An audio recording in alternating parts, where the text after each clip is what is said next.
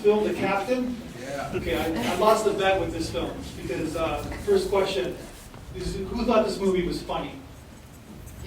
Most of you guys did, so about 30%. Who thought this film was not funny at all?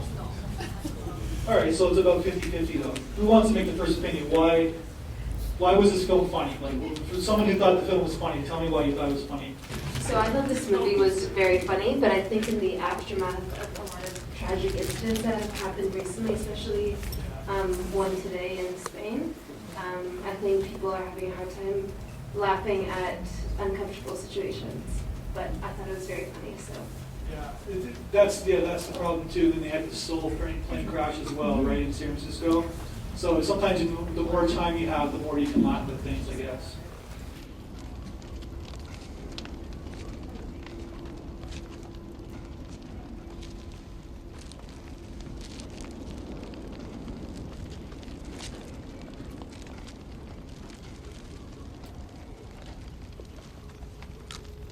Before we did the festival, I thought people were going to laugh a little bit more. I thought the movie was hilarious, but I guess I'm in my word. I thought it was really expensive to have the whole set and the house and the broken plane and everything. That costs a lot of money for a little tiny story with no dialogue. Yeah. I thought it was computer generated. But even if it was, that still cost a lot of money. Do you think it is? I don't think it is. I think it was sets, but even if it was, it would cost a lot of money. I thought it was sort of like a Mr. Bean version of if Mr. Bean were to crash a plane. I found it very funny when he was walking around and he picked up food off the ground and started eating it while there were dead bodies everywhere, and he's just walking around and he finds someone and he takes his jacket off and he leaves his signature as he's the one who crashed the plane, but he would blame it on somebody else. And then you hear the sirens and the cops and he just runs away. I thought that's pretty funny. When it first started, I thought this guy was an Italian captain because the cruise ship that sank reminded me. And then, of course, he just tried to evade the situation. So that kind of was fun.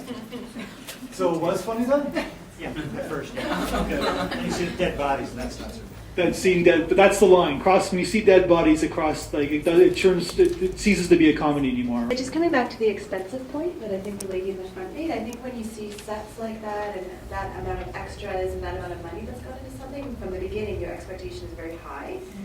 And then so I saw that, wow, there's really high production value in this, and then he just kind of wandered around, and then it was that movie.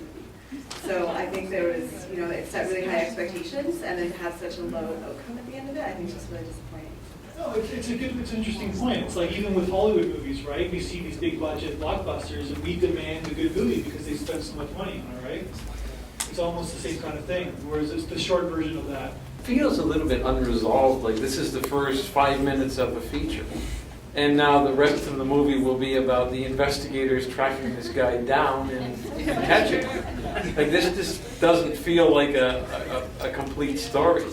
I actually thought it was about desensitization to the situation, because you had the captain who was completely oblivious to the fact that there were all these dead bodies and destruction everywhere, and he had no interest in any of it. So I thought that was kind of what the story was about, but I definitely agree it was high production value. I was expecting a complete story, from beginning, middle to end, and it just kind of ended. So it was very interesting, that one.